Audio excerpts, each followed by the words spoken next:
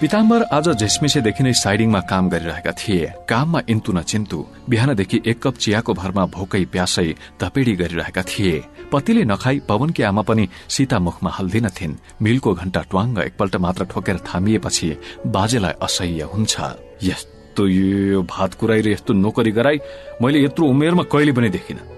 घाँससम्म टिप्ने फुर्सद त राजाले नै दिन्थे हामीलाई। जस्तो सुकै चटारो परे पनि कि त वाइ भात खान दिन्थे कि घर पठाइदिन्थे। बाहुनलाई भोको पेट राखेर त दलाउनु हुन्न। यहाँको त चालामालै क्या हो। मारवाडीको काम त हो नि, 1-2 घण्टा ढिल चाँडो भएर के हुन्छ। तर के गर्नु, हाम्रो पिताम्बर राज्य पल्टिएला जस्तो गर्छ, लेख्नु काटेर बस्छ। कठबार भित्रबाट बाजेले भुतभुताएको सुनिन्छ। पवनकी आमा साइकलको घण्टी सुन्नको लागि सड़कतिर कान थापेर उङ्दै झस्किँदै गरिरहेकी हुन्छन्। बाजेको स्वर सुनेर उनी एकपल्ट पुनः बरण्डामा आएर ठूलो ढोकाबाट लम्पसार परेको धुलौटे सड़कलाई आँखाले भ्याएसम्म हेर्छिन्। साइकलमा गुडिरहेका पिताम्बरलाई उनी 3 माइल टाढाबाट चिन्छिन्। तर त्यहाँ पिताम्बर त के, उनको दुरागत छायाको एक धर्सो पनि आँखाको नानीले टिप्न सक्दैनथ्यो। थकाई र भोकले कर्कलो ओइलाए जस्तै लल्याकलुलुक भएकी पत्नी लामो हाई काडेर फेरि संघार मुनि खापामा अडेस लाएर बस्छिन्।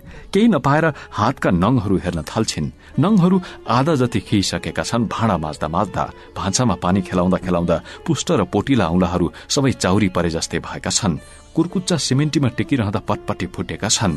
केही दिन अघिसम्म उनी हात खुट्टा र जिउको स्याहार सम्हार गर्नपट्टि लाग्ने गर्थिन्। राति सुत्दा हातखुट्टामा चिल्लो दल्ने र बिहान नुहाउँदाखेरि ढुटोले मिची मिची धुने गर्थिन्। दिउँसो केही बेर ऐना काइयो लिएर कपालसित जिस्किन बस्थिन् र ऐनामा आफ्नो अनुहारलाई विभिन्न कोणबाट बङ्ग्याएर दाँत घिच्च पारेर गाला भुक्क तुल्याएर ओठ लेप्र्याएर त कहिले जिब्रो चलमलाएर जिस्किरहन्थिन्। उनी मनमनै भन्थिन्, अरे रम्भी, तल कसले छि भन्छ? आज पनि सिंगार पठार पारेर उभ्याइदिउन् यस शहरमा मै हुँ भनाउँदा ठिटीहरूको लहरमा। कसैले अनुसारसम्म काट्न सक्दैन कि यो छोरीको आमा हो भनेर। रम्भी कसको गोता गई भनेर उसका बा आमाको मधुर ठट्याक ठुटुक परिरहन्थ्यो। पहिलो ऐनामा हेरेर आउनुहोस् आफ्नो मुख, अनि भन्नु होला छोरी गोतिर पर्न गई। चिरको गुलामको जस्तो अनुहार छ, भन्नुहुन्छ काटीकुटी मै जस्तै। संसारले भन्छ आमा हेरेर छोरी हेर्नु पर्दैन, तपाईको भने आफ्नो बेग्लै राग छ। आमाको छसाई खाएर पिताजी मुसुमुसु हाँसिरहनुहुन्थ्यो अनि व्यङ्ग्यको झटारो हुर्याउनुहुन्थ्यो। ओहो, तिमी त लाल पानकी मेम जस्तै आफूलाई बन्ठान दियौ। भगवानलाई नमस्कार गर कि तिम्रो थुतुनोमा एउटा सुण झुन्ड्याइदिएनन्। नत्र भने वर्ण र आकारमा तिमी सर्कसको हात्ती भन्दा कुनै कम छैन भएर। अब तिम्रो अगाडि त म त एउटा गरिब माउती जस्तो न हुँ। बुबाको ठट्टा सुनेर वरिपरि बसेका सबै मानिसहरू हाँस्दिन्थे। एक्लासे वनको हरियालीमा फुलेको एक थुङ्गा फूल अब पिताम्बरको पूजामा चढिसकेको थियो। टिपिसकेको फूल ओइलाउँदै जान कति बेर लाग्छ। यता केही दिनदेखि उनले आफ्नो शरीरको सम्भार गर्ने र सजाउने सबै लत्तो छोडिदिएकी थिइन्। अब त उनलाई ऐनासम्म पनि हेर्न मन लाग्दैन। तह नलाएर छरपष्ट भएको धुस्रो फुस्रो कपाल, पसिनाले निथ्रुक्क भिजेको चोलो र मैलो धोतीमा एक मुठी शरीर बेरेर उभिएकी पत्नीलाई देखेर कहिलेकाहीँ पिताम्बर एक्कासी कराउँछन् पनि। के रूप बनाएको तिमीले यो? 4 जनाले देख्यो भने के भन्छन् मलाई? सुहास्नीलाई कमारी भन्दा पनि हेला गरेर राखेका छ भन्छन्। कचोरी भन्छ कि साबुन दली दली नुहाउने गर। तिमी त नजिकै आयो भने मलाई वास्स त्यो काँचो मसला गनाउँछ। मान्छे हो कि पञ्चबालो? साइडिङको गोदाम घरमा चाङ लाइराखेको जिराको बोरानिर पुग्दा पिताम्बर जहिले पनि एकपटक झस्किन्छन्। यो त पवनकी आमाको परिचित गन्ध हो। तर यहाँ किन आउँथिन् उनी? अनि बोरातिर हेरेर फिस्सा हाँस्दिन्छन्। त्यहाँ आएपछि उनको कामको एकोहोरोपन चुनिन्छ। कामको भुमरीभित्र अत्तालिरहेका पिताम्बर यस थलोमा आएर आश्वस्त भई सास फेर्न थाल्दछन्। अहिले कति बज्यो होला? आज त मलाई क्या होसै भएन भने। निधारभरि थोपा भएर चुइन आटेको पसिनालाई एक औंलाले सोहोरेर कानतिरबाट झार्दै नजिकको मानिससित उनी सोध्छन्, त्यही 1:30 बज्यो कि 5-7 मिनट अझ नाग्यो पनि होला। म त 11:30 जति बज्यो भन्न ठानेको। मारी हो नि आज। टाइम पनि कति छिटछिटो दगुर्छ। त्यही त पिताम्बर बाजे, अब तपाईँको कामको धुन समय खुस्किएको थाहै पाउनु भएन। तपाईँलाई त 12 को सट्टा 18 बजे मध्याह भइदिनु हुन्थ्यो होला है। पिताम्बरको कुर्ता केही टाढा साइकलको मोठमा झुन्डिएको हुन्छ। उनी गन्जी लाएर धोती घुँडासम्म स्याहारेर छरितो भई गोदाम घरको एक कुनादेखि अर्को कुनासम्म बिहानीदेखि यत्तिकै दगुरिरहेका थिए। पिताम्बर मनमनै पिल्छिन्छन्, कामै यस्तो छ क्यारु। अब त्यो अहिलेसम्म भोके बसेकी होली। बासस त्यो उसैको खुसी मलाई के? म त बिहान 1 गिलास चिया र 2टा जिलेबी खाएर आऊ। कचोटि भनिसके आफ्नो बेलामा खाने गर। सुन्दिन, बडो जिद्दी हाइमै भनेकै मान्दिन। त्यही माथि म झन् जिद्दी। आज यो काम नसके घर जान्न क्यारे म, रात त के आधा रात भइन जान्। पीताम्बर फेरि कामको अतल गहिराई भित्र अचेत भई डुब्ने तर्खर गर्दछन्, तर भित्र कता कता निमोठे जस्तो नरमाइलो पीडा हुन्छ। यो भोकले त दुखेको होइन, भोकले किन दुःख दिन्थ्यो, त्यो त सधैँको मेरो साथी हो। अहिले कसले निमोठ्यो त एकाएक। यो एक तमासको पीडाले पीताम्बरको कामप्रतिको सबै उत्साहलाई अचेटिदिन्छ र उनी हतार हतार साइकलको पावदान ठोक्दै स्वचालित यन्त्र जस्तै घर पुग्छन्। पत्नीले पटक पटक बरन्डामा आएर आँखा तानी तानी सड़कको दूरी नापिरहेकी र निराश भई फेरि खापामा अडेस लाएर बसेकी सबै दृश्य पीताम्बर बाटोमा आउँदा आउँदै सम्झिन्छन्। पवन बाबु हेर त तेरो बा आउनुभयो क्यारे, देख्नु सक्छस् यहाँटी? उनी औंलाले टाढा अदृश्यतिर देखाउँछिन्। पवन जति चेष्टा गरे पनि केही देख्न सक्दैन। आमालाई जहिले यस्तै भ्रम पर्छ, म त केही देख्दिन कोही। अब म झन् के झम्याउन सक्थे यी खिसकेका आँखाले।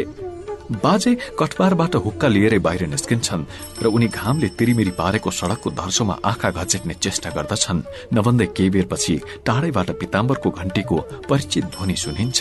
देहिस पवन, मैले भने होइन? पवनकी आमा भान्सातिर लाग्छिन्। पीताम्बर घरमा पुग्दा कोही केही बोल्दैन, सबै आआफ्नो काममा व्यस्त देखिन्छन्। बाजे तासमा, पवन पुस्तकमा र पत्नी भान्सामा।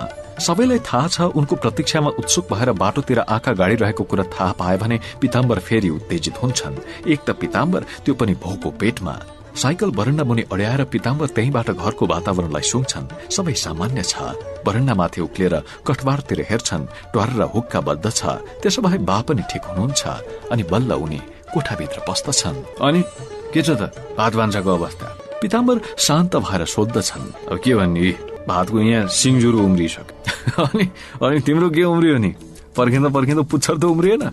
जाऊ त छामेर हेर उता गएर। पुच्छर उम्रिए त हनुमानै भइहाल्थे नि। अनि पर्वत बोके जस्तै थालमा भात बोकेर उड्दै उड्दै तपाईँको काम गर्ने ठाउँ पुग्थे। अब यस्तै मैलो कालो धोती बेरेर उड्ने सुर छ तिम्रो।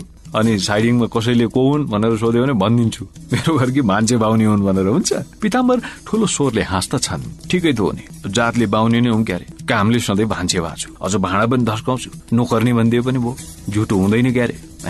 अब ठट्टा पो गरे त मैले तिमीसँग। हेर न, म यति रुखो सुखो छु कि ठट्टा गर्नु पनि आउँदैन मलाई। कहिले काहीँ गरी टोपल्छु, त्यो पनि कुठाउँमा पर्न जान्छ। तिमीलाई कसले भन्छ र भान्से र नोकर्नी? तिमी त मेरो मालिक नै हो, मालिक नै। पीताम्बर पत्नीको नजिक पुगेर पाखुरा समात्छन्। पत्नी कठबारतिर देखाएर फुस्किन खोज्छिन्। पवन ढोका दे, पाजी कतिचोटि भने उता कान नथाप, सुन्दैन? बाजे हुक्का तानिरहेको नलीले पवनको खुट्टामा स्वाट्ट हिर्काउँछन्। टोलाएर भित्रको कुरा सुनिरहेको पवन झसङ्ग हुन्छ र हाँसिदिन्छ। यो घर साह्रै बेपर्दाको छ यार। यो ठाउँ त नागाहरूले बस्ने ठाउँ। कुनै पति पत्नीले यस्तोमा बस्नु बेइज्जती मात्रै। अब दाम्पत्यको बिरुवा हेर, मलजल गरिराख्नु पर्छ। अनि पो त त्यो हरिलो भरिलो हुन्छ, घरमा पनि सुख शान्ति हुन्छ। अब त्यसको लागि दम्पतिलाई एकान्त र सुरक्षित ठाउँ चाहिन्छ। त्यो नपाएर पनि पीताम्बरको स्वभावमा उत्तेजना र रुक्षता आएको हुन सक्छ। त के थाहा पाउँथिस् यस्तो कुरो? तेरो नि बिहा होला एक दिन, अनि थाहा पाउलास् जब त स्वाहिनीसित 2 वचन बोल्नको लागि चिल जस्तै मडारी रहनेछस्। त्यही एकान्त र सुरक्षित ठाउँ पाऊँ भनेर। एउटा कुरो सुनिराख पवन, ती दुवै एकान्तमा भएका बखत न ती तेरा बा आमा हुन् न मेरा छोरा बुहारी। ती के हुन् त? ती हुन् केवल पति र पत्नी। त्यस्तो बेलामा तिनको आफ्नै शैलीका कुराकानी हुन्छन्, कहिले रिस राग, कहिले माया प्रीतिको। यस्ता कुरा हामीले सुनिरहनु ठिक हुँदैन। पीताम्बर थाकेर आछ, एकछिन पल्टिएला। ल आइज हामी चिया खान जाम। घर सिंगै छोडिदिएको थाहा दिन बाजे लहरे खोकी खोक्दै मूल ढोकाबाट बाहिर निस्कन्छन्। धेरै बेरपछि साइडिङमा घोत्लिएर पीताम्बरले थाहा पाए उनलाई भित्र निमोट्ने त्यही लुरी बाहुनी हो जो तह नलागेको कपाल लिएर मैलो धोती बेरेर बिहानैदेखि बिना अन्न पानी आँखा टट्याउने गरी उसको बाटो हेरिरहेकी होली। तर जेसुकै होस्, आज म जान्न यो लट्ठी बज्र काम छोडेर म घाँस निल्न सक्दिन। पीताम्बर मनमा नै यस्तो अठोट गर्छन् र फेरि कामको जंगलभित्र पस्छन्। उनी कुल्लीहरूलाई हकार्छन्, हेर पार फेरि एकछिन आँखा झिम्म गर्न दिन्न, बिगारिहाल्छन् काम। त्यसरी त्रिपालले बोरा छोप्यो भने एक थोपो पानी पनि बाहिर जान्न। अन्त नुन पग्लिएर बग्दैन, सबै पानी त्यही भित्र बसी रित्तो बोरा मात्र काठमाडौँ पुग्छ। काम साम जान्नु छैन। त्यसपछि उनी मालको डब्बातिर दगुर्छन् र एक एक बोरा गन्ती गर्दै भित्र चाङ लाएर राख्न लगाउँछन्। दशैं नजिक आइसकेकोले शहरका व्यापारीहरू आफ्नो माल राजधानी पठाउन हतारिएका थिए। माल समयमा पुग्न नसकेमा आर्थिक क्षति मात्र होइन, साउ महाजनहरूलाई ठूलो अपवादको सामना गर्नु पर्थ्यो। अघि रेल भए तापनि माल सामान पठाउनु निकै कष्टपूर्ण काम थियो। भारतीय रेलवे स्टेशनमा ओह्रालेको सामान नेपाली स्टेशनसम्म ल्याएर मालगाड़ीहरूमा भर्नुपर्ने हुन्थ्यो। यस काममा नै 2-3 दिनको समय लाग्थ्यो र भाडा भरोटको लागि निकै पैसा पनि खर्च हुन्थ्यो। यी सबै खर्च र हैरानीको साटो फेरिन्थ्यो माल उपर जथाभावी मूल्य थोपरेर, जसको चोट अन्त्यमा साधारण उपभोक्तामाथि पर्ने गर्थ्यो। दैनिक उपभोग्य सामग्री जतिसुकै चर्को मूल्य तिरेर पनि नकिनी साध्य हुँदैन। यी अप्ठ्याराहरू नेपाल मात्र होइन भारतलाई समेत सहनु परिरहेको थियो। स्थानीय परम्परागत खाद्य पदार्थ र लुगा कपडामा घरबुना र राडी पाखी आदि छोडेर 95% माल सामान नेपालमा भारतबाटै आउँथ्यो। अंग्रेजहरू मूलतः व्यापारी थिए। सुगौली सन्धिपछि नेपालको अड्डी मलिन हुन गयो र नेपालको भारतसितको व्यापार अंग्रेजहरूको इच्छा अनुसार अविच्छिन्न रूपबाट प्रवाहित हुन थाल्यो। तर ढुवानीको राम्रो चाँजो पाँजो नमिलेर व्यापारको परिमाणमा जसरी उत्तरोत्तर वृद्धि हुँदै जानुपर्ने हो सो नभएको देखेर अंग्रेजहरूले यस कठिनाईलाई सधैँको लागि निर्मूल पार्न भारतीय भूमिभित्रै साइडिङ गोदाम बनाउने व्यवस्था गरे। त्यहाँसम्म रेल आउनको लागि जति भूमिको दरकार थियो त्यो नेपाल सरकारलाई निकै लामो अवधिसम्मको लागि ठेक्कामा दिने सम्झौता गरे। पीताम्बरको कामको बढ़ी समय साइडिङमै खर्च हुन्थ्यो। भरपर्दो मानिस नभए सरसामानको चोरी र हिनामिना हुन सक्ने भएकोले सेठले साइडिङको काम पूर्णतया उनैलाई सुम्पिएर निश्चिन्त भएको थियो। उनीबाट हिनामिना हुने त के कुरा, जति चित्त दुखाएर परिश्रम साथ पीताम्बर काम गर्थे त्यति स्वयं सेठका भाइ छोराले पनि गर्लान् भन्ने विश्वास सेठले लिन सकेको थिएन। पीताम्बर अझै काममा चोरलुममा डुबेका थिए। 3 बजिसकेको उनलाई कुनै ज्ञान थिएन। उनी नयाँ बैगन खोलेर नेपालको लागि भारतबाट आएको कोटाको कपडाको ओसार प्रसार गर्ने तयारीमा थिए। उनलाई कपडा ओसारेर यताको डब्बामा राखन धरन गर्न अझ 3 घण्टाको समय लाग्नेछ र कपडाको काम यस्तो हुन्छ कि एकपटक समाइहाल्यो भने बिचैमा छोड्न सकिन्न। कपडा प्रतिको सबैको सहज आकर्षण भएकोले यो काम अलिक चनाखो भएर गर्नुपर्ने पनि हुन्छ। साइडिङको 10 गजा भित्रै कैयौं पटक गाँठका गाँठ पनि बेपत्ता भएका छन्। अरू वस्तुहरू भन्दा दशैंको चाड आउनु निकै अगावै कपडा पुगिसक्नुपर्ने भएकोले पीताम्बर यो काम आजै छिनेर ढुक्क हुन चाहन्थे। मालको डब्बाको ढोकामा सेठको नाउँको कागज झुण्डिरहेको थियो, जसमा नामको साथै मालको किसिम र परिमाण पनि तोकिएको थियो। उनले बैगनको सील भाँच्ने के आँटेका थिए कि सेठको एउटा नोकर हस्याङ फस्याङ गर्दै आइपुग्यो। पिताम्बरजी, अब सेठले के भनेछ, आज कपडा भएको बैगन नखोल्नु। तपाईँ आज धेरै थाक्नु भएछ, त्यही भएर घरमा गएर आराम गर्नुहोस् रे। र तपाईँलाई सेठले आज राति उतै खाने गरी आउनुहोस् भन्ने निम्ता पनि पठाउनु भएछ। त्यस मानिसले एकै सासमा उसको कुरा भनेर सक्यो। पिताम्बर अक्क नपक्क पर्छन्। सेठको यो उर्दी उनलाई असामान्य किसिमको लाग्छ। केही दिन अघि मात्रै एउटा कागज पिताम्बरको हातमा दिँदै सेठले भनेको थियो, सुन्नुहोस् पिताम्बरजी, यो हाम्रो जो सामान छ यो लेखेको दिनमा साइडिङमा आइपुग्छ। अब अरू काम भन्दा कपडाको काम जोखिमको छ, तपाईलाई थाहा छ। अब कोटाको एकलौटी काम हाम्रो हो यसपालि, बुझ्नुभयो त। चाडबाड भन्दा निकै अघि नै काठमाडौँमा माल पुर्याइसक्नु पर्छ। माल पुगेन भने हाम्रो दुर्नाम मात्र होइन कि यो कोटाको काम पनि हातबाट खोजिन बेर लाग्दैन, बुझ्नु। त्यसर्थ जुन दिन हाम्रो सामान आइपुग्छ त्यही दिन रात साँझ गरी हाम्रो मालगाडीमा थन्काइदिनु होला। पिताम्बर सेठले भनेको सम्झिन्छन्, तर सेठको आदेश आज बेग्लै छ। पिताम्बर कुर्ता लाएर बिस्तारै साइकल चाल्दै घरतिर लाग्दछन्। बाटोमा विचार गर्छन्, हुन सक्छ यसबीच कुनै यस्तो सरकारी आदेश आएको होस् जसले गर्दा सेठलाई काम रोक्नु परेको होला। पिताम्बर घरमा पुग्दा चारैतिर चकमन्न थियो। अरू दिन घरका मानिस आफ्नो काममा भए पनि पिताम्बरलाई सबैले आफ्नो स्वागत गरिरहेछन् जस्तो लाग्थ्यो। उनी बरन्डामा उक्लिन साथ पिता हुक्काको बिगुल ठोक्दिनुहुन्थ्यो, ट्वार्रा ट्वार्रा गर्दै, अर्थात् म ठिक छु, तँलाई स्वागत छ भन्ने आशय सहित। पवन कुनै पुस्तक भट्टाइरहेको हुन्थ्यो, अर्थात् म पनि तपाईँको बाटो हेरिरहेको थिएँ। पत्नी डाडु पन्यु टङडाङ टुङडुङ बजाएर उनको अभिवादन गर्थिन्, अर्थात् मलाई अगावैदेखि थाहा थियो तपाईँ आइपुग्नु भएको छ। तर आज त्यस्तो केही पनि थिएन। घर शान्त, निस्तब्ध र जड थियो। पिताम्बरलाई केही अपमानित भए जस्तो लाग्यो। दिनभरि भोकै प्यासै काम गरेर आउने मानिसको लागि कोही पनि पर्खेर बसेको छैन। उसको जानु आउनुमा कसैलाई चासो छैन। भोका पिताम्बरलाई उत्तेजित तुल्याउन यो वातावरण प्रशस्त थियो। बरन्डा उक्लिएर कठबारतिर हेर्दा पितालाई सुतिरहेको देख्छन्। खिसकेका पुराना तासका चक्कीहरू तल शतरन्जमाथि छरिएका थिए र नली छातीमा अडेस लागेर कोल्टो परेको थियो। पवन खोइ त, पवन सायद स्कूल गएको होला। तर आज त शुक्रबार हो, स्कूल छुटिसक्नु पर्ने। पक्का पनि त्यो बंगाली ठिठिका दौडियो होला। मैले जानेछु त्यो बाजीलाई, आज घर त आओस्।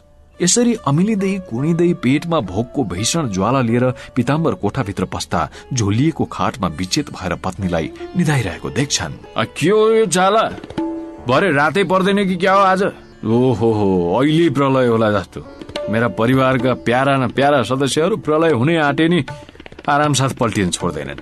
पिताम्बर आफ्नो व्यङ्ग्य बाणलाई अलि चर्को स्वरमा हुर्याउँछन्। पत्नीलाई जागा तुल्याएर त्यो कठबारभित्र पनि पुगोस् भन्दै पत्नी हडबडाउँदै खाटबाट उठ्छिन् र जुरो बाँधेर एउटा लामो हाई गर्दै आङ तान्छिन्।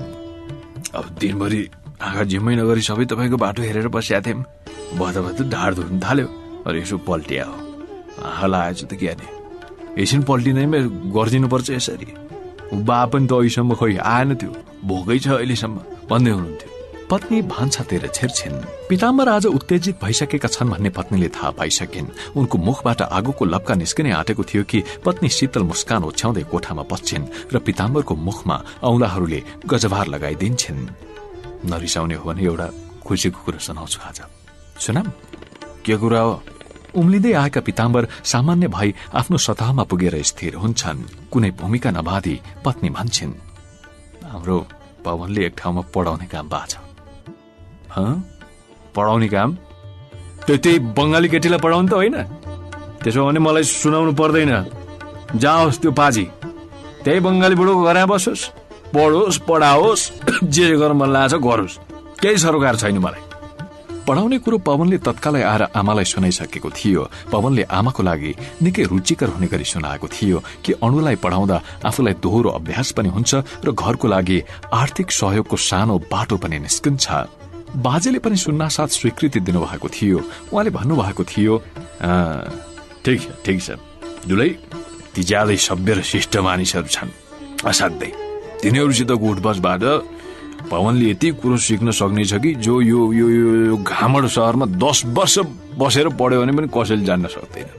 अमलेन्दु भट्टाचार्य हत्तपत्त कसैको लागि हाई गर्ने मानिस होइन नि र। उनले पवनलाई रुचाउनु हामी सबैको लागि निकै मक्खा पर्नुपर्ने कुरा हो। हुन त हो बा, अब उहाँलाई यो कुरो कसले सुनाउने? फेरि सुन्ने बित्तिकै झम्टिनुहुन्छ। पत्नी निराशाको स्वरमा भन्छन्, थाहा छ पिताम्बरले यो कुरो मान्दैन। अब के भन्छ त्यसले थाहा छ? हाम्रो कष्ट थाहा पाएर अमलेन्दुले अत्तो थापेर आर्थिक सहायता दिन खोज्या हुन् भनेर अर्थ्याउँछ, जो कि उसको स्वाभिमानको लागि त खपिखानै हुँदैन। जे होस् एकचोटि भनेर हेर, अब चित्त बुझाउन सक्यो भने मान्न पनि सक्छ, तर भन्ने काम चाहिँ तिमी नै गर, म सक्छु। पत्नीले जुन आशंका गरेकी थिइन् त्यही भयो। पिताम्बरलाई कुनै तर्कले सन्तुष्ट पार्न सकिएन। उनी फेरि रन्किए। यता केही दिनदेखि त्यो पवनलाई त्यो केटीसित लसिया देखिरहेको छु मैले। बाजेलाई सिकिस्त अवस्थामा छोडेर डाक्टर लिनु गएको त्यो केटो घन्टौं त्यहाँ बसेर हाँसखेल गर्दै गफ छाँटेर बसेको थियो। यहाँका कोही केटी चिया पसलमा गएर चिया खाछन् अहिलेसम्म? कसैले आँट गरेर देखिछौ? तिम्रो चिरञ्जीवी उसलाई लिली सिङ्गे बजार डुलाएर चिया खान लिएर गयो। त्यहाँ 2 दिनसम्म सारा तिनैको कुरा छ बजारभरि। अनेक नचाहिँदा प्रश्नहरूको उत्तर मलाई दिँदा कम त हैरान भएको छु। तपाईँको छोरासित डुल्ने त्यो केटीको जोडा त निकै मिल्या छ, कसो थाहै नदिई सुटुक्क बुहारी भित्रिआएको भन्छन् मान्छेले। सुन्दा कान टट्टिसक्यो मेरा। नरिसाउनु न, मेरो पनि कुरो सुन्नु। तिम्रो कुरो थाहा छ मलाई। जस्तोसुकै अवस्था खराब होस्, हेर पिताम्बरले छोरोको कमाइ खाँदैन। त्यसलाई त्यहाँ जान आउनु पनि बन्द गर्न भन। त्यहाँ जान किन रमाइलो मान्छ सोच्या छौ? मलाई सब थाहा छ। त्यही भएर समयमै रोकथाम गर हेर, नत्र भएको यही एउटा छोरो हो, यही नि फुस्किएला हात। पिताम्बर अब बिस्तारै सामान्य भइसकेका थिए। केही बेर अडेर उनले फेरि भने, हेर यो प्रसंग अब सधैँको लागि थानको लगाइदेऊ। तिमीले सुनाएको कुरोले कुनै खुसी भएन मलाई। बरु म अब तिमीलाई राम्रो खबर सुनाउँछु। आज भरे सेठले मलाई खानामा ढाकेका छ। मेरो परिश्रम, मेरो इमानदारी यो सब देखेर सेठ प्रसन्न भए जस्तो छ। अब त्यति खुसी भएपछि तलबमा पनि केही थपथाप गरिदिएला। मेहनतको फल मिठो हुन्छ भन्दैनन्, त्यही हुन लाग्छ। पिताम्बरको विपरीत प्रतिक्रियाले पवनका सबै योजनालाई भताभङ्ग पारिदियो। उसका संरक्षकहरू पढाउने बारे सहमत भएनन् भन्ने सूचना लोको बाबुलाई दिनु आवश्यक थियो, तर अस्वीकार गर्नको कारण सोधे भने के जवाफ दिने? पिताको प्रतिक्रिया पवनले सुन्न पाएको थिएन। ऊ स्कुलबाट फर्किँदा पिताम्बर काममा हिँडिसकेका थिए। पिताम्बरले जुन आशंकाहरू झिकेर पवनलाई पढाउने स्वीकृति दिएनन् तिनमा कुनै सत्यता छैन भन्ने कुरा पत्नीलाई लागेको थियो, तर पतिको एकोहोरोपनाको सामु केही नचल्ने भएकोले उनी बोल्न सकेनन्। यता पवनलाई पिताको निराधार आशंका बारे अवगत गराइरहनु पनि राम्रो होला जस्तो पत्नीलाई लागेन। बालिक किन मान्नु भएन त नि आमा? के कारण त भन्नुभयो होला नि त? पवनले आमासित सोध्यो। कारण तै गएर बासी त सोध। मलाई त यति मात्र भन्नुभयो कि पवन त्यहाँ पढाउन जान पाउँदैन, उसलाई रोकिदेऊ। त्यही मैले तँलाई सुनाइदिया हो। पवन मनमा नै खिन्न भयो। बाजे पनि निराश हुनुभयो। अब हुन त स्वाभिमान प्रत्येक मानिसमा हुनुपर्ने गुण हो, तर अभिमान र स्वाभिमानको साथ छुट्याउने एउटा ज्यादै झिनो रेखा हुन्छ जसलाई मानिसहरू अज्ञानले गर्दा निरन्तर अतिक्रमण गरिरहेछन्। तेरो बाबु पनि ठ्याक्कै त्यही हो। विद्यादानको लागि छोरोलाई छेकारो काट्नु कसरी स्वाभिमान हुन्छ? त्यो त अभिमान वा घमण्ड मात्रै हो। अब एकैछिन डाक्टरको प्रसंग। तिनै डाक्टर जसले रेलवे मास्टरलाई गाला चड्काएका थिए। डाक्टरले दारी पनि बनाएका थिएनन्। गाला र चिउडो भरिको खाता पाता हेर्दा 3-4 दिनको भइसके जस्तो लाग्थ्यो। सधैँ सूट र टाई लाएर टिलिक्क परेर हिँड्ने डाक्टर ओइलाएको झार जस्तो झ्याउरे भई निरुद्देश्य प्लेटफार्ममा डुलिरहेका थिए। लुगाफाटो लाउने र टकीटकाउ भएर हिँड्ने मानिसहरूमा डाक्टरलाई उछिन्न सक्ने शहरभरिमा अरू कोही पनि थिएन। गोरो लकलकाउँदो शरीरमा बुट्टे टाई, कलकत्तामा सिएका किसिम किसिमका सूट र ऐना जस्तै टल्कान दिएर लाएको दयालबागको कालो जुत्ता लाएर डाक्टर प्लेटफार्ममा आउँदा मानिसहरू हेरेको हेरे हुन्थे। टाउकोदेखि पैतालासम्म कहीँ कुनै त्रुटि देखाउन सकिँदैनथ्यो। न दाग, न छिटा, न कुनै खुजमुज। पोसाकको रवाफ देखाएर मानिस उपर आफ्नो प्रभाव जमाउनमा उनी निकै सिपालु थिए। प्लेटफार्ममा पस्दा उनी कुनै नाटकको रंगमञ्चभित्र पसे जस्तै आफूलाई सबैभन्दा उच्च नायक जस्तै कृत्रिम गाम्भीर्य मुखमा टाँसेर बस्थे। त्यहाँ घुइँचो हुँदा पनि उनको लागि सबै बाटो छोडिदिन्थे। डाक्टर स्टेशनको सिरानदेखि पुछारसम्म रामलीलाको रंगमञ्चमा राम हिँडे जस्तै एक फन्को लाउँथे अनि ज्यादै दृष्टिविद्ध भएर वेटिङ रूमभित्र पस्थे। Good morning sir. आराम कुर्सीमा थकाइ मारिरहेका अमलेन्दु भट्टाचार्यलाई डाक्टर अंग्रेजी शैलीमा अभिनन्दन गर्थे। ओहो डाक्टर बाबु, ल बस। तलदेखि माथिसम्म डाक्टरको पहिरनलाई हेर्दै लोको बाबु रित्तो मेचतिर बस्न सुझाउँछन् र भन्छन्, अरे डाक्टर तिमीलाई लाउनमा खुब रस छ है। हजुर सर, के हो भने मेरो पुस्तैनी बानी सरियो। मेरो बाजेको कोटमा हिराका टाँक हुन्थे अरे। उनी चाकडी गर्न जाँदा पनि महाराज जेल परेर हेरिराख्थे अरे र भन्थे अरे, यो सत्यमान तैँले आफ्नो सर्वस्व रवाफ गरेर उडाउने भाइस। अब मेरो पिताजीको कुरा गरौं सर, मेरो पिताजी सुनको टाँकमा ओर्लिनु भयो। अब म छु काँचको टाँकमा सन्तोष गर्नु पर्या छ। अब बाबुबाजेले जति रवाफ गरे नि सर, त्यसको सामु मेरो यो सोख त निकै तुच्छ हो। डाक्टर बडो गर्व साथ अमलेन्दुलाई सुनाउँथे। अब ठिक हो डाक्टर, ठिक हो, राम्रो लाउनु हेर कुनै निन्दनीय कुरा होइन। अब तर त्यसैलाई आफ्नो जीवनको सार्थकता ठान्नु चाहिँ भएन। फेरि अब तिम्रो बाबु बाजेको नितान्त निजी जीवन थियो, कुनै उद्देश्यको लागि उन्मुख भएको होइन। तर तिम्रो अलिकति फरक छ हेर, तिम्रो जीवन सामाजिक सेवाको लागि समर्पित भइसकेको छ। तसर्थ तिम्रो जीवनको उद्देश्य बाबु बाजेको अभिजात्यको बिँडो थाम्ने होइन कि दुखी, पीडित र मानवताको सुस्वास्थ्यको लागि डरलाग्दा रोगहरूलाई परास्त पार्न निरन्तर संघर्ष गरिरहने हो। लोकोबाबुको तर्कले डाक्टरको फोस्रो रवाफ पानीको फोका सरह फुटेर गए। डाक्टर आफ्नो स्वभाव अनुसार भित्रभित्र उम्लिसकेका थिए, तर ज्यादै बिझाउने गरी भन्न नसके पनि बुढाका अर्थी उपदेश उनलाई विशेष रमाइलो लागेनन् भन्ने आशय दिन उनी चुकेनन्।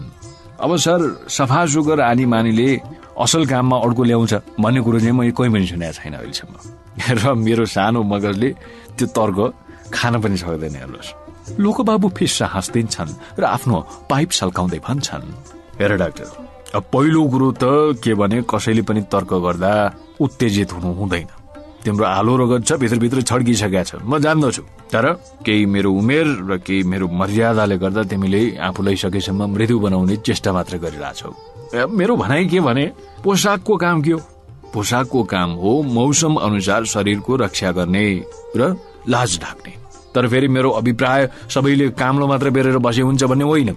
सामाजिक प्रचलन अनुसार काटछाट गर्दै सफा सुग्घर लाउनु पर्यो। अब आफूले लाउने भड्किलो र रवाफिलो पोसाकलाई हलुको तुल्याउन तिमीले सफा सुग्घर आनी बानी भन्यौ। अब के त हिरा मोतीका टाँक लाउनु त्यही सफा सुग्घर आनी बानी भित्र आउँछ? तिमी नै भन, आफ्नो पोसाकलाई टकी टकाउ राख्नमा कति समय दिन्छौ तिमी? कति चिन्ता लिन्छौ है? त्यो समय रोगीहरूको जाँच र रोगको निदानमा खर्च गर्न सके तिम्रो लागि अझ बढी सार्थकता हुँदैन? टकी टकाउ भएर प्लेटफर्ममा आत्म प्रदर्शनको लागि निरर्थक डुलिरहने डाक्टर र मैलो धैलो लुगा लाएर आफ्नो प्रयोगशालामा इन्तु चिन्तु बिर्सेर काम गरिरहेको डाक्टरमा को असल हो? ल तिमी नै छुट्याऊ।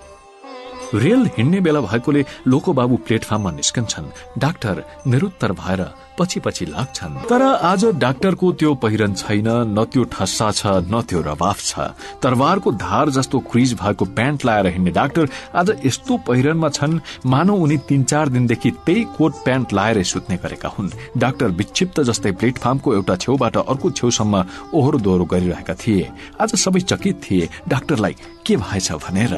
गणेशी बिस्तारै स्टेशन मास्टरको कोठाभित्र पस्छ।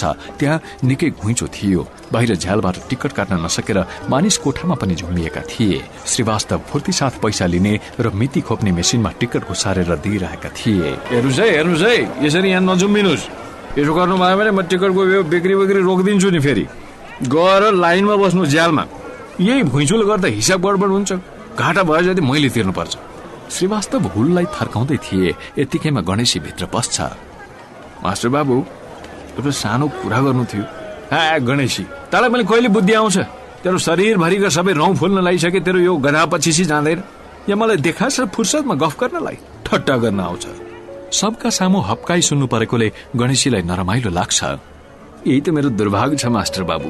सबै मानिस सबै बेला गणेशीलाई भाँड ठान्छन्। मैले आफ्नो मनको छटपटी वेदना कसैसित रोदन गरे पनि ऊ मेरो कुराभित्र ठट्यौलीको कुनै अर्थ खोजिरहेको हुन्छ कि मेरो जीवनमा यो भाँडेती बाहेक अरू केही छैन मास्टर बाबु।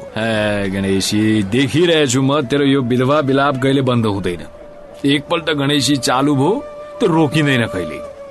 श्रीवास्तव फतफताउँदै गणेशीलाई लिएर एकान्तमा जान्छन्। गणेशी भाउन्न भएर भौतारिरहेको डाक्टरतिर देखाउँछ। ल हेर्नुहोस् मास्टर बाबु, त्यो देख्नुभयो मेरो इन्द्रजालको चमत्कार? सधैँ बेहुलो जस्तो ठाँटेर हिँड्ने मानिस आज गतिनुपतिको विनाशितीको भएर हिँडिरहेछ। हेर्नुहोस् राम्रोसँग। एकछिनसम्म त डाक्टरलाई श्रीवास्तवले चिन्नै सकेनन्। उनी धेरै बेरसम्म हेरिरहन्छन्। डाक्टर हो रहेछ भन्ने ठम्ब्याएपछि स्टेशन मास्टरले भने, अरे गणेशी, क्या बात है, त बोक्सु रहेछस् भने मैले आज बल्ल माने है।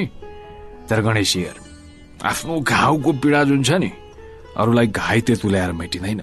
अब शत्रुका सबै मुहान टालेर उसलाई सकसमा पार्दैमा जित भयो भनेर फुलेल हुनु आफ्नो मूर्खता मात्रै सिद्ध गर्नु हो। त्यो त एउटा रणकौशल हो। त्यसलाई विजय कसरी मान्न सकिन्छ? गणेशी जुन उत्साह लिएर श्रीवास्तव कहाँ आएको थियो, उनको कुरा सुनेर त्यो खल्लो हुन पुग्यो। के कुरा गर्नुहुन्छ मास्टर बाबु? मैले तपाईँको लागि के मात्र गरेन भन्नुहोस् त। डाक्टरलाई पागलपनको स्थितिसम्म पुर्याइसके मैले, तै पनि तपाईँ सन्तुष्ट हुनुहुन्न। यसभन्दा बढी म के नै गर्न सक्छु? गणेशी, ल भयो छोड। अहिले मलाई फुर्सद छैन त। देखेछस् है सबै टिकट लिने मानिसहरूको घुइँचो देख्दैछस्। श्रीवास्तव आफ्नो ठाउँमा पुगेर फेरि टिकट बाँड्न थाल्छन्। केही बेरपछि सारा यात्रीहरूलाई आफ्नो उडारभित्र अटेस मटेस पारेर सिंगै स्टेशन रित्याउँदै रेल आफ्नो गन्तव्यतिर लाग्छ। सधैँ झैं अमलेन्दु भट्टाचार्य थकित भई प्रतीक्षालयको आराम मेचमा बसेर चिया खाँदै भोलिको कार्यक्रम बारे मनमनै विचार गरिरहेका हुन्छन्। सर, म भित्र आउन सक्छु सर? डाक्टर दैलोनिर आएर ठिङ्ग उभिन्छन्। अरे डाक्टर, आऊ।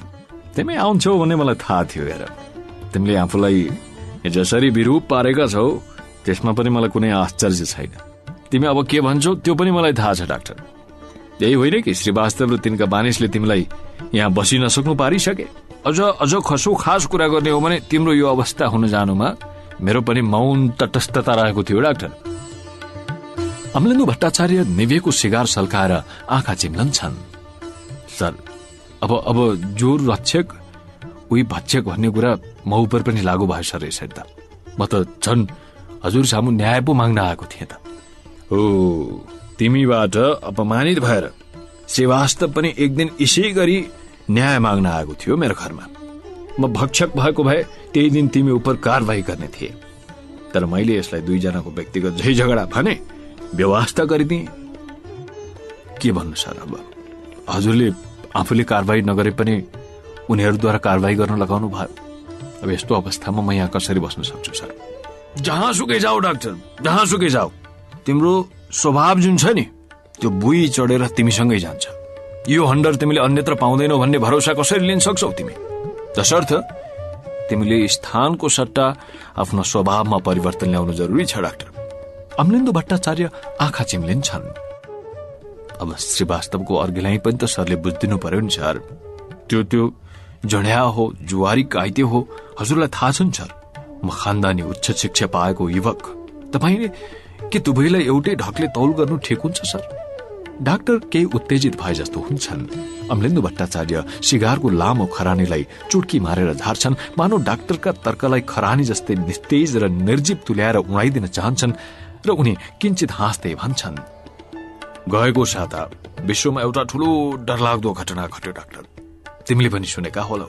यस घटनाले विश्वव्यापी युद्धको रूप लिनेछ। एउटै होमोसेपियन खलकका मानिसले मानिस उप गर्ने भीषण हिंसा र रक्तपातको यो कहाली लाग्दो नाटक हेरेर पौराणिक राक्षसहरू पनि लज्जित हुनेछन्। बडो अशुभ घडीमा म जन्मेछु। मेरै जीवनकालमा पहिलो विश्वयुद्ध हुन गयो।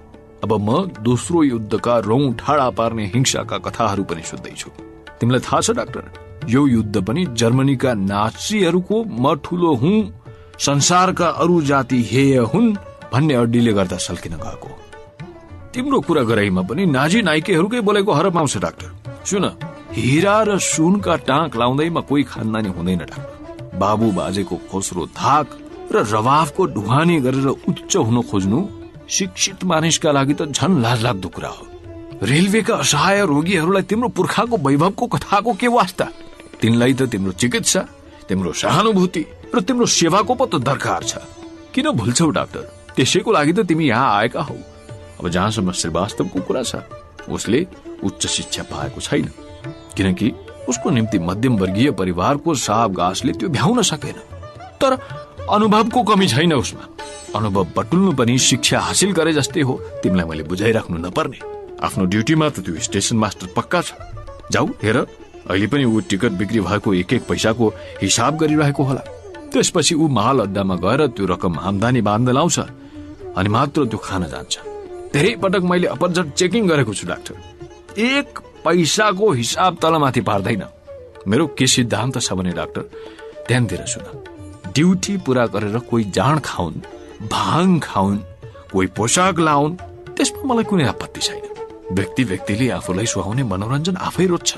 म त रेल चलाउने अधिकारी हुँ। मेरो अधिकार क्षेत्र रेलवेको हाताभित्र मात्रै छ। को कहाँ के गरिरहेछ, राति राति घरमा चियाउँदै त म हिँड्दिन। त्यो त मेरो काम त होइन। धेरै बेर बोलेकोले लोको बाबुको दम फुले जस्तो भयो। उनी फेरि आँखा चिम्लेर आराम मेचमा पल्टिए। सर, हजुरले यत्रो ठूलो लेक्चर त दिनुभयो, तर म प्रति अन्याय भए बारे एक शब्द पनि तपाईले भन्नु भएन सर। मेरो घर नर्क भएको छ। मेरो पत्नी भरे भोलि बाजे। म विक्षिप्त जस्तो भएर हिँडिरहेको छु। के गरौँ म? यो झगडाको लागि मलाई पनि दुःख छ सर। म भित्रैबाट भाँचिसकेको छु सर। डाक्टर, मलाई अहिले जो भन्यौ नि तिमीले, यही कुरा गएर श्रीवास्तवलाई भन। ऊ पनि त रात लम्ब्याएर मनमा अशान्ति पालिराख्न चाहँदैन है। यो विवादको अन्त्य गर्ने बाटो के छ? यही एउटा छ। अमलेन्दु आराम मेचबाट उठेर आङ तान्छन् र घरतिर जाने तर्खर गर्छन्। डाक्टर एकछिन रणभुल्लमा परे जस्तो हुन्छ। सर, मैले उसँग क्षमा माग्ने सर। यदि मबाट भुलै भएको रहेछ भने पनि त्यसको सजाय भुक्तान भइसकेन सर। छैन डाक्टर, तिमीले क्षमा नमागी अर्को कुनै बाटो छैन। त्यसबाट दुवै झगडिया पक्षलाई काँडा झेके जस्तो सन्चो हुन्छ। तिमीले यो कुरा बुझ्न पर्छ। हेर डाक्टर, अब यो कुरालाई लम्ब्याएर कुनै फाइदा पनि छैन। म हिँडे। तिम्रो शान्तिको प्रयासको लागि मेरो शुभकामना छ। Best of lock. डाक्टरलाई त्यही छोडेर अमलेन्दु भट्टाचार्य आफ्नो बंगलातिर लाग्छन्। श्रीवास्तव पसिना काटेर पैसा गनिरहेका थिए। टेबलमाथि एक रास चान्चुन पैसा र नोटहरू थुप्रिएका थिए। बिक्री भएका टिकटको मूल्य र प्राप्त पैसाको हिसाब ठिक ठिक मिलिरहेको थिएन। स्टेशन मास्टरको लागि यो बडो कठोर समय हुन्थ्यो। हिसाब मिलाएर शहरको पुच्छार भागमा रहेको माल अड्डासम्म गएर पैसा बुझाउने र दाखिलाको भरपाई लिएर आउने। यस बेलासम्म रेलवेका सबै स्टाफ ड्युटी सकेर खानपिन गरी आराम गरिरहेका हुन्थे। डाक्टरले सुस्तरी टिकट काट्ने झ्यालको चिराबाट चियाए। श्रीवास्तव हिसाब मिलाउन नसकेर भित्रभित्र खलबलिरहेका थिए। निधारको बाक्लो पसिना औंलाले निथारे तापनि समयका पाङ्रा गुड्दै दुवैतिर रेलवेका लेक जस्तै अर्ध खलबाटका डोब हालिसकेको कपालमा पनि पसिनाका असंख्य थोपाहरू टल्किरहेका थिए। आज धेरै यात्री भएकोले पनि हिसाब मिलाउन उनलाई आछु परिरहेको थियो। ढोकाको संगारमा एउटा मानव आकृति दोछाया पार्दै ठिङ्ग उभिन्छ। हिसाबको किच्चाघानमा गाडिएको मुन्टो उठाएर श्रीवास्तवले हेरे। श्रीवास्तव चकित भएर हेरेको हेरे भए। डाक्टर अंगद पाइरो गाडेर फ्रेमको चौकोसमा फिट गरेको तस्बिर जस्तै जड भएर हेरिरहेका थिए। सम्पूर्ण रेलवे प्लेटफर्म चकमन्न थियो। ती दुई कुण्ठित मानव आकृति 5 गजको दूरीमा उभिएर आँखा झिम्म नगरी एक दोस्रोलाई हेरिरहेका थिए। श्रीवास्तवले आँखा तल झारे र स्वर नली सफा गरेर बिस्तारै भने, किन आगो फेरि यहाँ? फेरि हात सकसकायो? आऊ चलाइदेऊ यो बुढो मास्टर माथि, हाजिरै त छु म। डाक्टर दैलोबाट झ्वाममा हम्फाल्दै श्रीवास्तवका दुवै हात समात्न पुग्छन्। श्रीवास्तव दाई, मलाई माफ गरिदिनुहुन्न। डाक्टरको स्वर थर्किरहेको थियो। श्रीवास्तव केही पनि बोल्दैनन्। टल्ला ढोका बाहिर शून्यमा उनी आँखा अड्काई राख्छन्। यता डाक्टर लज्जित भएर क्षमाको भीख मागिरहेका थिए। भाइ नादान भयो भन्दैमा दाजुले कहीँ माया मारिदिन्छ। तपाईको छाती त ढुङ्गाको रहेछ मास्टर दाई, ढुङ्गाको रहेछ। श्रीवास्तवको कमलो मन अघिबाटै पग्लिसकेको थियो। घाँटीमा एउटा गोला आएर अड्के जस्तो भयो। चाहेर पनि शब्द फुट्न सकेन। अहिलेसम्म डाक्टर प्रतिको उनको क्षोभ र रिसको आगो निभिसकेको थियो। श्रीवास्तवका आँखा रसाएर आउँछन्। उनले केही नबोली एउटा हात छुट्याएर डाक्टरको टाउको मुसार्छन् अनि सबै पैसाहरू छालाको थैलामा खन्याएर माल अड्डातिर लाग्छन्। टिकट अफिसबाट डाक्टर जसै बाहिर निस्केका थिए, 2 बिडा पान लिएको एउटा कालो हातले उनको बाटो छेक्दछ। अरे हजुर, यो सगुनको पान छ, लिनुहोस्। हरेक शुभ कार्यमा जो छ यो नभइकन हुन्न डाक्टर साहब। गणेशी आफ्नो खिया परेका काला दाँत देखाएर हाँसिरहेको थियो। डाक्टर पानको बिडा लिएर मुखमा हाल्छन् र गम्भीर भएर भन्छन्, म आज तिम्रो बारे एउटा कुरा भन्छु, रिसाउँछौ कि? गणेशीको हाँसो लुप्त हुन्छ। के पो भन्ने हो? ऊ डरले आत्तिएर सतर्क भई डाक्टरतिर हेर्छ। डाक्टर भन्छन्, सुन गणेशी, तिम्रो दाँत पायरियाले खाएछ। म एउटा मञ्जन दिन्छु, तिमीलाई लाउने गर्छौ? दुवैजना हाँस्न थाल्छन्। स्टेशन हल्लाउने गरी हात्ती सुने धारानेर पुगिसकेका श्रीवास्तव फरक्क फर्केर हेर्छन्। शाला गधा गणेशी, सब लुकेर हेरिरहेको रहेछ। यता गणेशी कराएको सुनिन्छ, अरे सुन्नुहोस् मास्टर बाबु, आज म मान्दिन है। डाक्टर र मास्टर दुवै भएर खुवाउनु पर्छ आज मलाई पेट भर्ने गरी, सुन्नुभयो?